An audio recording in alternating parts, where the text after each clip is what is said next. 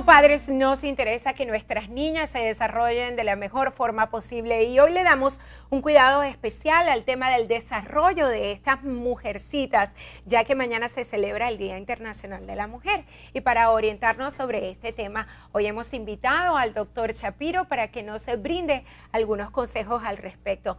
Buenas noches, doctor. Gracias por estar con nosotros. Mayela, como siempre, un placer. Bueno, ¿cuándo se debe comenzar a tener una plática importante con una niña que se está desarrollando? Es muy importante cuando uno empieza a notar que hay alguna diferencia en su actitud, que las amiguitas empiezan a desarrollar, es mucho más importante que nosotros demos el primer paso. ¿Por qué, Mayela? Porque definitivamente no queremos que el internet sea el maestro de esto, que las películas sean algo que nos diga qué es lo que es normal, lo que no es normal y qué es lo que tenemos que realmente esperar de nuestras hijas.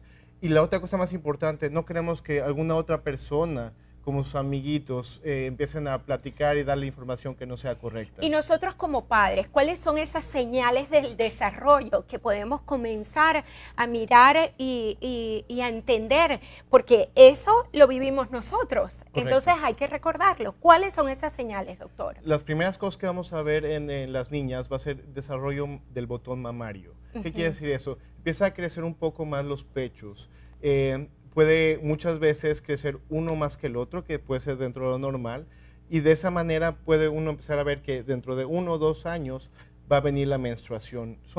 Es todo un proceso donde las hormonas dentro del cerebro se empiezan a activar y empiezan a decirle a todo el cuerpo y sobre todo a los ovarios que tienen que empezar a producir cierto tipo de hormonas. Entonces, después que haya el crecimiento mamario, también vamos a empezar a tener cambios de humor, cambios también de cantidad de grasa corporal que nosotros vamos a tener y también, muy importante, vello en otras partes que antes no existía. Es decir, que los cambios hormonales también forman parte de los cambios o de las señales que nosotros como padres tenemos que comenzar a estudiar. Pero cuando estamos hablando de las actividades que podemos hacer nosotros como padres para ayudarles a llevar ese estado que se denomina pubertad de una manera más fácil. Es un hecho. Número 1, no tener miedo.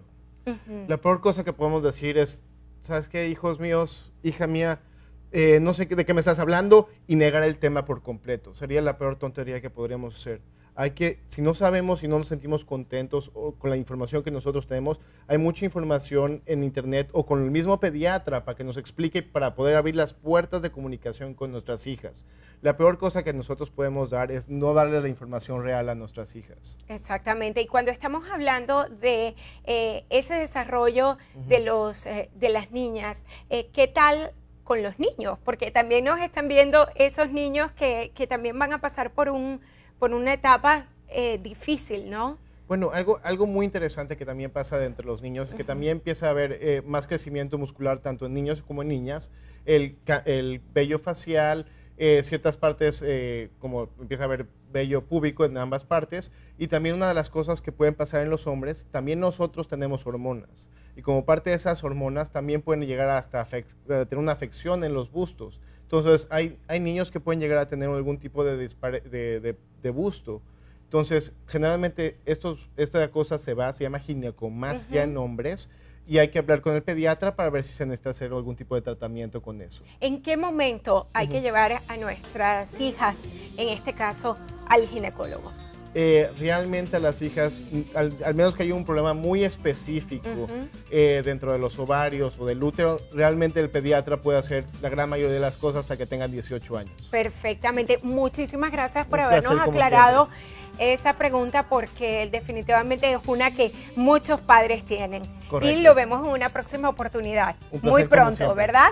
Es tiempo de una breve pausa, pero cuando regresemos, el escritor colombiano Gabriel García Márquez celebró en México sus 87 años y nosotros le tenemos todos los detalles. Quédense con nosotros.